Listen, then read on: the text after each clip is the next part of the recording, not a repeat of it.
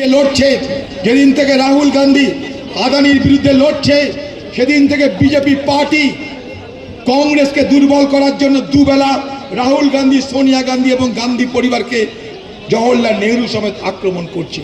খেয়াল করবেন আদানিকে, এই আদানির পেড়ে চেপে হাজার হাজার কোটি টাকা খরচ করে নরেন্দ্র মোদী ভারতবর্ষের প্রধানমন্ত্রী হয়েছিল।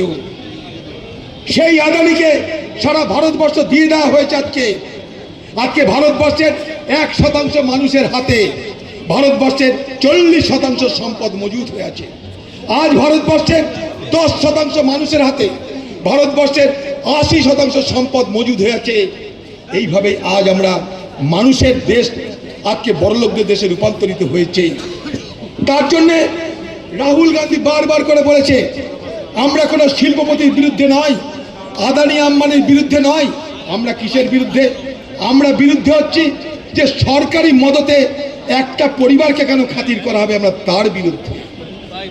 তাই সেই পরিবার আমাদের উপরে আক্রমণ চালাচ্ছে, সেই পরিবার বদলা নিতে চায়, আদানি আম্বানিরা বদলা নিতে চায়।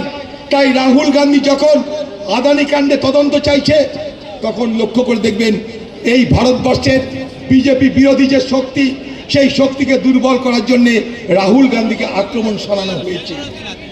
ইন্ডিয়া ব্লককে আক্রমণ শানানোর নামে রাহুল গান্ধীকে আক্রমণ শানানো হয়েছে।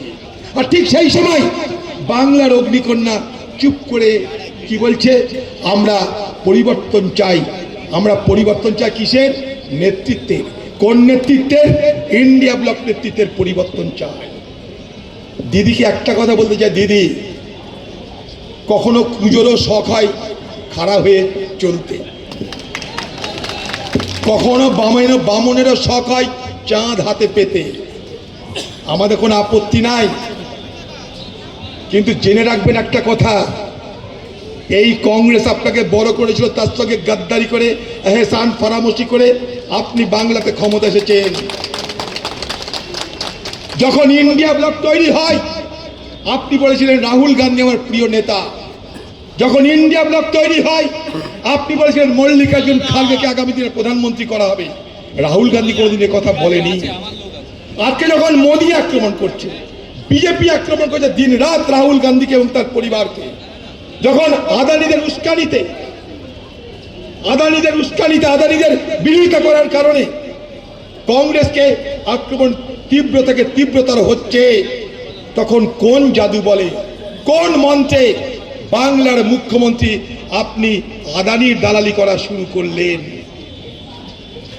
তাজপুর বন্দর পাবেন বলে আজকে আদানিরা যখন আক্রমণ করছে, যখন মোদির মাধ্যমে আদানিরা যখন আক্রমণ করছে রাহুল গান্ধীর বিরুদ্ধে, কংগ্রেসের বিরুদ্ধে, ইন্ডিয়া জোট একটা প্রতিপক্ষ জোট, যারা এবারের ভারতবর্ষের নির্বাচনে এক অভূতপূর্ব সাফল্য অর্জন করেছে। মোদী এবং বিজেপির দুশ্চিন্তা বাড়িয়েছে।